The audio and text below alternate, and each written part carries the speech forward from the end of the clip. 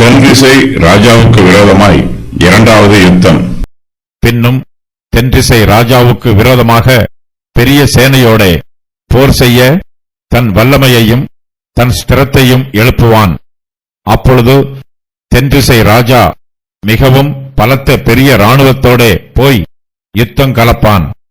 ஆனாலும் அவர்கள் அவனுக்கு விரோதமாக துராலோசனை பண்ணியிருந்தபடியால் அவன் நிற்க மாட்டான்.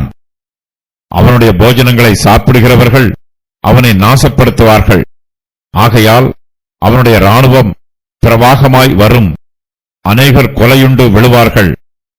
இந்த இரண்டு ராஜாக்களின் இருதயமும் தீமை செய்ய நினைக்கும். ஒரே பந்தியிலிருந்து போய் பேசுவார்கள், ஆனாலும் அது வாய்ப்பதில்லை. குறித்த காலத்துக்கு முடிவு இன்னும் நிறுத்தி வைக்கப்பட்டிருக்கும். வடதிசை ராஜ்யத்தின் ராஜாவாகிய அந்தியோகஸ் எபிபேனஸ் தென்திசை ராஜ்யமாகிய எகிப்து தேசத்தின் மீது இரண்டாம் முறையாக யுத்தம் பண்ணுகிற சம்பவம் இந்த வசன பகுதியில் எழுதப்பட்டிருக்கிறது. இக்காலத்தில் எகிப்து தேசத்தில் தால்மேயஸ் பிலோபீட்டர் என்பவன் ராஜாவாய் இருக்கிறான். அந்தியோகஸ் தென்திசை ராஜாவாகிய இவனுக்கு விரோதமாய் பெரிய சேனையோடு போர் செய்ய தன் வல்லமையையும் தன் ஸ்திரத்தையும் எழுப்புகிறான். சரித்திரத்தில் தால்மேயஸ் பிலோமீட்டர் என்பவன் தால்மி என்றும் அழைக்கப்படுகிறான். தால்மி என்பது எகிப்து தேசத்து ராஜாக்களின் பொதுவான பெயராகும்.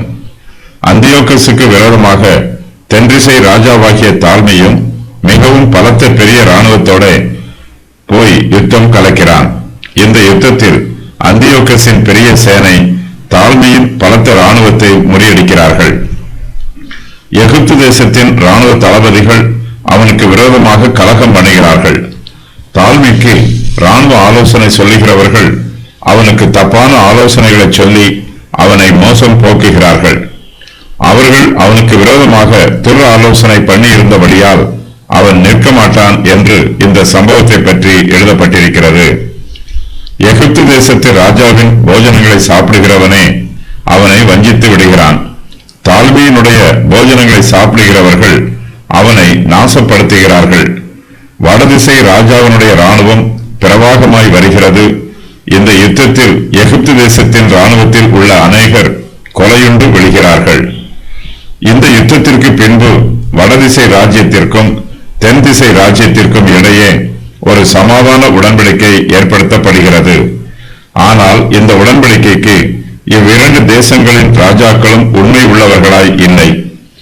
இந்த இரண்டு ராஜாக்களின் இருதயமும் தீமை செய்ய நினைக்கும். ஒரே பந்தியில் இருந்து பொய் பேசுவார்கள், ஆனாலும் அது வாய்ப்பதில்லை.